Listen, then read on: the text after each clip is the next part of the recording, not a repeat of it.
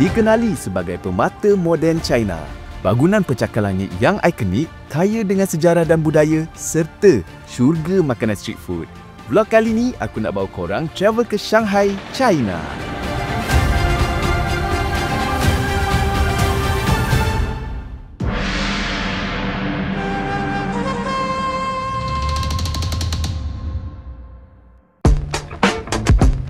Perjalanan kami dari KLIA ke Shanghai Hongqiao International Airport ambil masa lebih kurang 10 jam untuk sampai.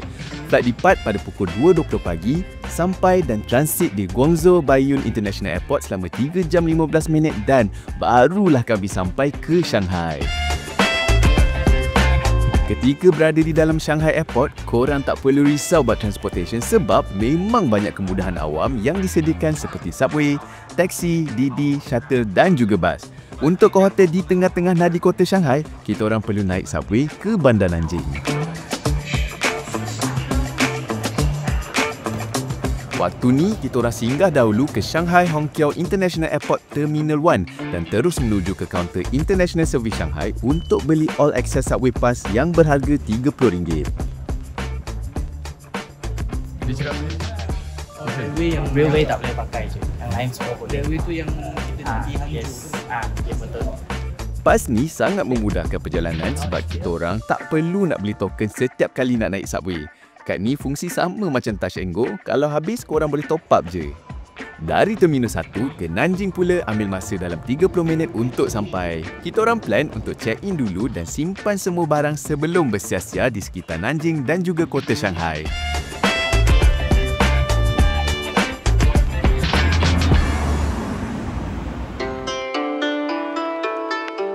Selama 5 hari 4 malam di Nanjing, kami pilih untuk tinggal di Rise Apartment Hotel. Bukan saja terletak di tengah-tengah kota Nanjing, tetapi harganya juga sangatlah murah dan yang paling best, siap ada washing machine tau guys. Bilik pun sangat selesa, semua kemudahan ada dan harga cuma RM370 seorang je.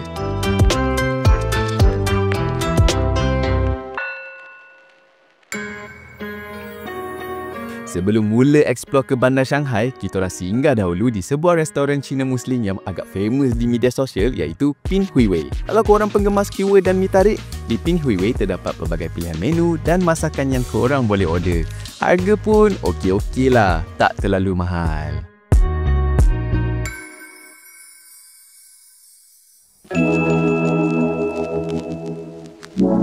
Nanjing Walking Street, sebuah lokasi pelancongan yang sangat terkenal di kota Shanghai. Kawasan pejalan kaki sepanjang 1.5 km yang dipenuhi dengan pusat beli belah, korang boleh bersia-sia di sini dan nanti sampai dekat hujung jalan utama berdekatan depan, korang boleh saksikan bangunan pencakar langit yang menjadi simbolik buat kota Shanghai. Aku cadangkan untuk korang datang di sini sekitar waktu petang sebab pada pukul 7 malam, sekitar kawasan Nanjing terutamanya di depan, korang boleh saksikan lampu-lampu malam bangunan dihidupkan.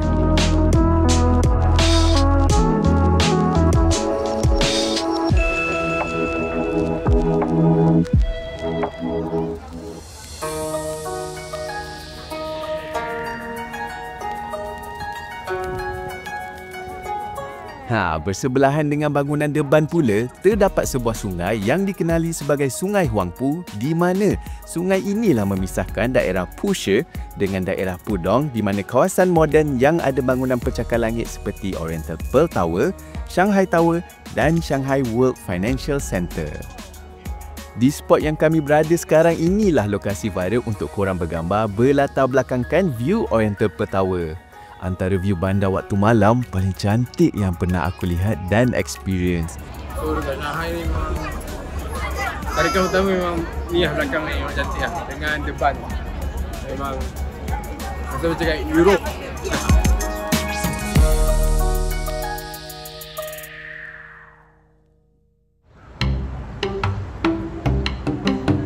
Hari kedua, kita orang plan untuk explore di sekitar Oriental Pearl Tower. Tapi sebelum tu, kita orang breakfast dulu.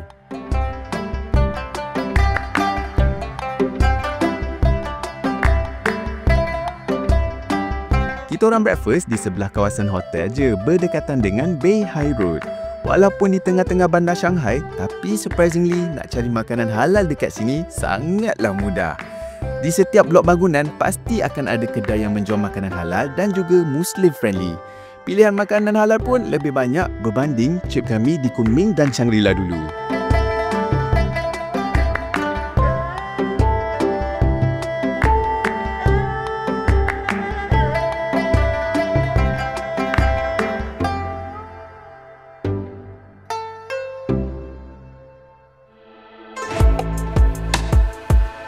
Dari Beihai Road, kita orang jalan dan terus pergi ke Guangdong Road Subway dan menuju ke Lujiazui Station untuk ke Sky Bridge. Exit je daripada stesen subway, korang boleh terus pergi dan naik ke Sky Bridge untuk saksikan pemandangan bandar Shanghai, antaranya ialah Oriental Pearl Tower dan Shanghai Tower.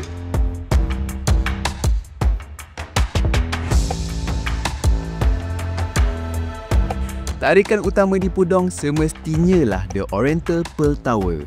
Siap dibina sepenuhnya pada Oktober 1994, menara ini berketinggian 468 meter. Ia merupakan bangunan tertinggi di China sehinggalah tahun 2007. Title tersebut diberikan kepada Shanghai Tower yang berketinggian 632 meter.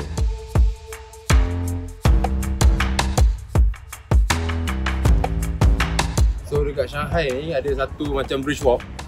Dia atas 360 lah. So korang boleh lihat Tower Shanghai ni dengan lebih dekat lah orang kata.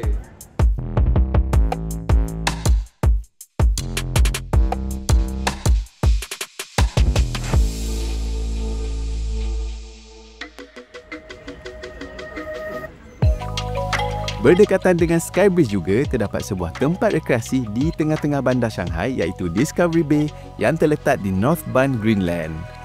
Antara tarikan menarik yang korang boleh jumpa dekat dalam ni adalah sebuah telur perak gergasi yang juga viral di media sosial kalau korang search video-video di Shanghai.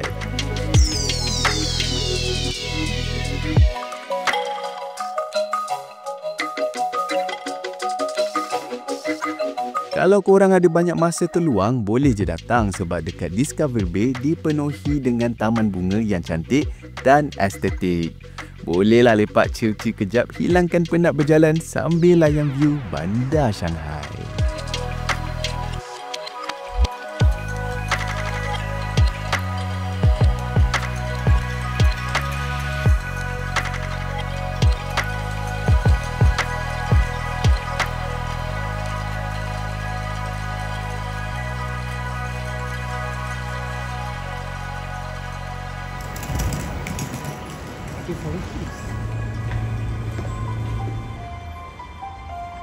Hari ketiga, seawal jam 6 pagi kita orang dah bertolak dari hotel untuk pergi ke sebuah lokasi yang merupakan misi utama kami untuk datang ke Shanghai.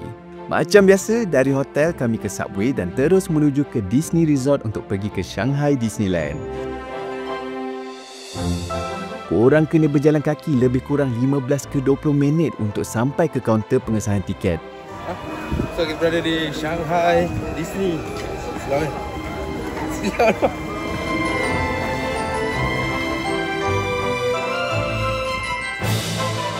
Kita orang agak terkejut juga dengan sambutan pelancong yang datang ke Disneyland sebab ramai betul.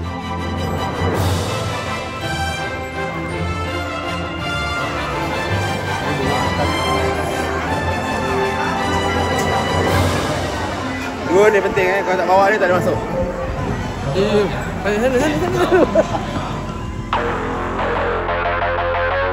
Lepas je masuk gate entrance, kita orang terus lari pergi ke ride yang pertama iaitu Tron.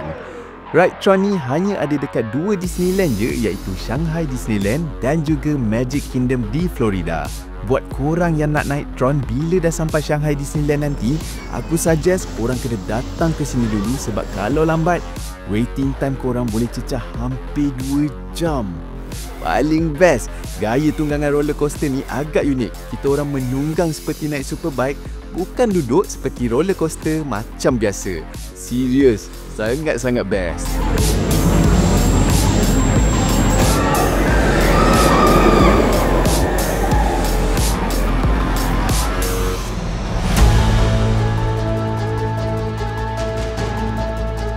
Settle je Tron, kita orang pun bersiap-siap dan mencuba nasib untuk masuk ataupun main di taman tema yang lain.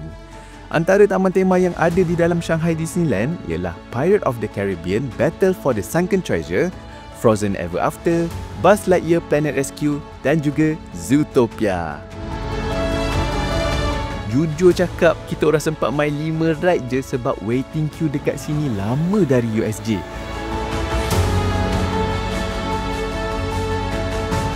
Ketiga, baru ride ketiga. Bila dah berada di Disneyland, sudah pasti saat yang ditunggu-tunggukan adalah pada waktu malam di mana Enchanted Storybook Castle akan bercahaya menerangi setiap sudut taman tema.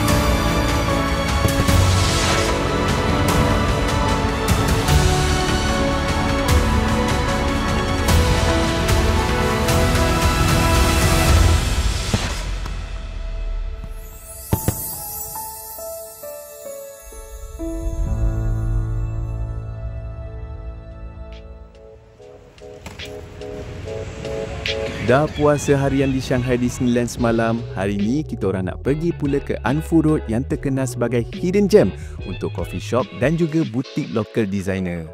Kita orang singgah kejap di Wiggle Wiggle Flagship Store, sebuah butik kreatif dan spot bergambar yang sangat famous di Anfu Road.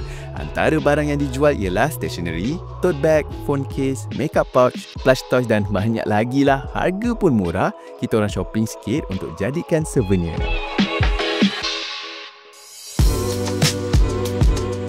Kemudian, kita orang terus pergi ke Wukang Road untuk bergambar di hadapan sebuah bangunan famous iaitu Wukang Mansion. Terletak antara Wukang Road dan Middle Huaihai Road, bangunan yang dibina pada tahun 1924 ini terkenal sebagai lokasi yang penuh sejarah serta seni bina berdasarkan zaman kolonial dahulu.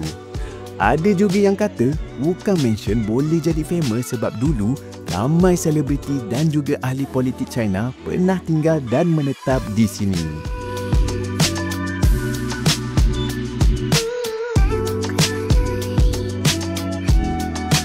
Setelah bergambar di Wukang Mansion, kita orang pun terus pergi ke Xintiandi Road. Dekat sini, korang yang minat shopping barang branded, ini adalah salah satu spot wajib korang kena datang bila travel ke Shanghai. VAT refund pun tinggi, sekitar 10 ke 15%. Sangat berbaloi.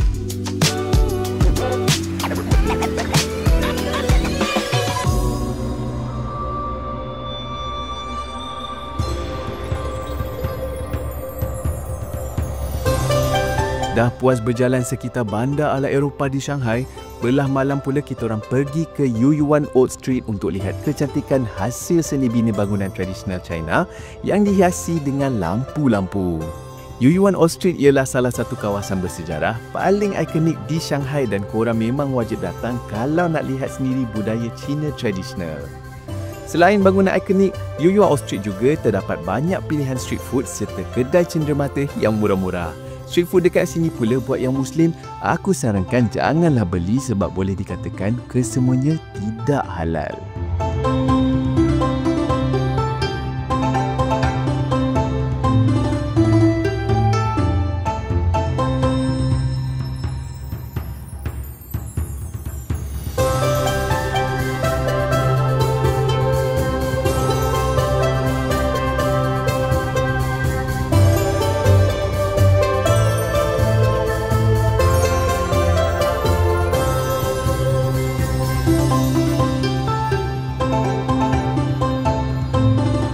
Finally, untuk makan malam, kita orang pilih untuk dinner di Guangguanji Muslim Meat Hotpot. Baru aku tahu, kalau dekat China, makanan seperti hotpot ataupun BBQ grill mostly harga ala carte.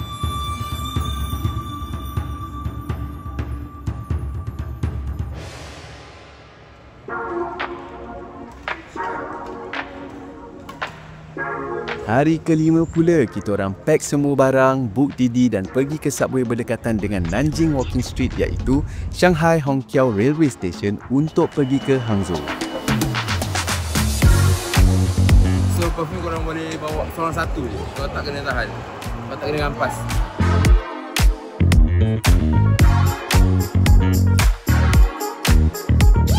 Lebih kurang 1 jam 30 minit perjalanan daripada Shanghai turun ke Hangzhou. Ingat tak all access pass yang kita orang beli dekat Shanghai tu, dekat Hangzhou dah tak boleh pakai sebab yang tu khas untuk Shanghai saja. Jadi, untuk commute di Hangzhou, kita orang beli token je setiap kali naik subway.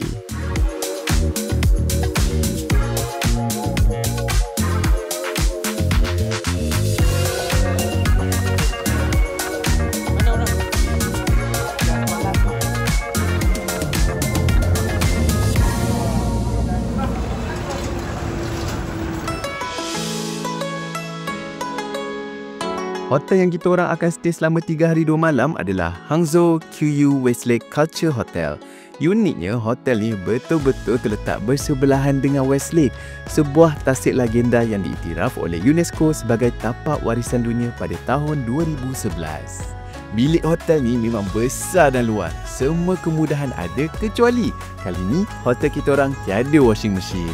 Harga seorang untuk 3 hari 2 malam hanyalah RM381 sahaja.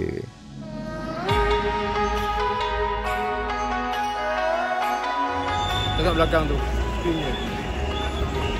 Besar gila lah.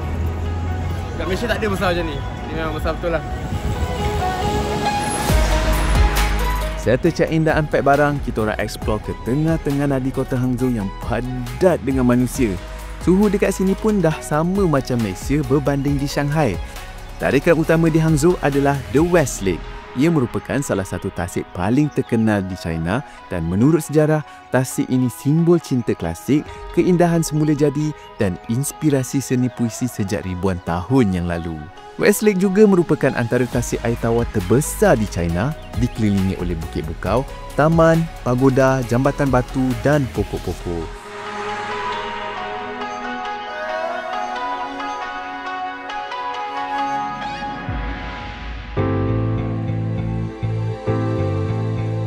Keesokan harinya, kita orang plan untuk pergi ke sebuah kawasan hutan rekreasi yang dikenali sebagai Lingying Scenic Area yang terletak di Zhejiang. Kita orang book je Didi dan terus ke bus checkpoint sebab untuk naik ke atas, kereta tidak dibenarkan. Harga tiket bas hanyalah RM10, korang hanya perlu gunakan Alipay, scan QR dekat banner dan bayar terus. Dari checkpoint bas ke puncak Lingying Temple sekitar 8 hingga 10 minit untuk sampai. Sampai je di atas, korang boleh jumpa banyak kedai-kedai yang menjual cenderamata dan juga makanan. Aku suggest korang makanlah siap-siap sebelum datang ke Lingying Scenic Area sebab tiada langsung pilihan makanan halal dekat atas ni. Untuk tiket masuk hanyalah RM14 per pax dan kalau korang nak masuk dalam kawasan temple, harga tiket RM27 per pax. Kita orang hanya bersiar-siar di luar kawasan Lingying Temple je. Masa kita orang pergi tengah minggu Labor Day China, memang penuh dengan pelancong lebih-lebih lagi dari local mainland. Untuk pengetahuan korang, Lingying Scenic Area adalah antara kawasan kuil Buddha paling terkenal dan suci di China, dikelilingi oleh hutan, gua-gua suci dan ukiran batu purba. Ia terletak dekat Westlake dan sangat terkenal dalam kalangan pelancong dan pengamal Buddha. Antara tarikan yang ada di sini adalah Lingying Temple, Bukit Batu Kapur, Fei Lei Feng, Guanyin Cave dan juga laluan hutan yang dipenuhi dengan tarikan flora dan fauna.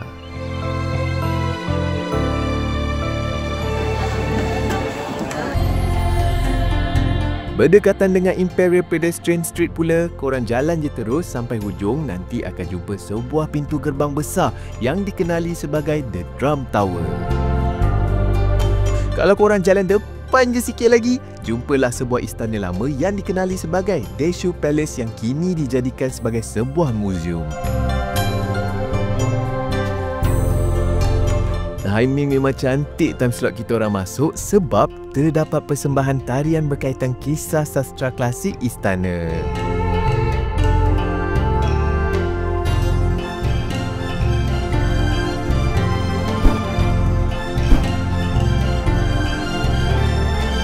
Menurut penulisan sejarah, Desu Palace ialah dahulunya merupakan kediaman Maharaja Emeritus semasa dinasti Song Selatan, di mana pada tahun 1131, antara maharaja terkenal yang pernah tinggal di sini ialah Maharaja Gaozong dan Maharaja Xiaozong selepas mereka menyerahkan tahta kepada pewaris. Kini, Desu Palace menjadi tempat pameran tentang gaya hidup, seni, kaligrafi dan artifak-artifak peninggalan serta pakaian keluarga diraja zaman Song.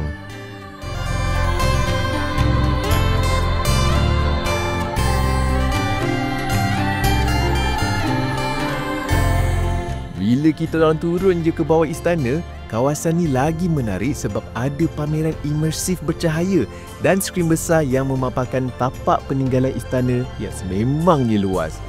So yang dekat atas tu sebenarnya macam replika lah. Bawah ni adalah tapak asal dan telah hancur lah. Tapi dijaga baik lah. Dekat sekitar kawasan bawah Desu Palace, korang boleh lihat sendiri sisa struktur asal istana, tembok-tembok batu, saluran air purba, beberapa replika bangunan istana dari pelbagai sudut, artifak, model 3D dan pameran interaktif digital untuk pelawat faham konteks sejarah. Aku memang highly suggest untuk korang datang ke Desu Palace sebab memang next level dia punya museum.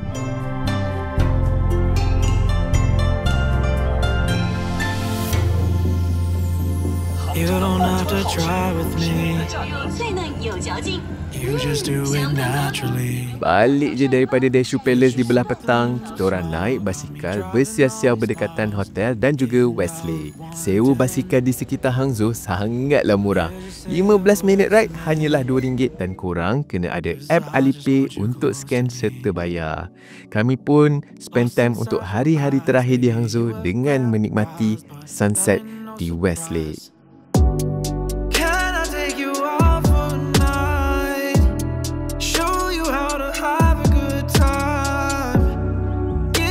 You need, give you all of me. You're the missing piece, yeah. I've been searching all my life for someone like you. I love how you move. I don't need attention. Itu sahaja vlog kali ni di Shanghai. Jangan lupa komen, share, like dan yang paling penting subscribe untuk video-video yang menarik akan datang. Thank you guys kerana sudi menonton.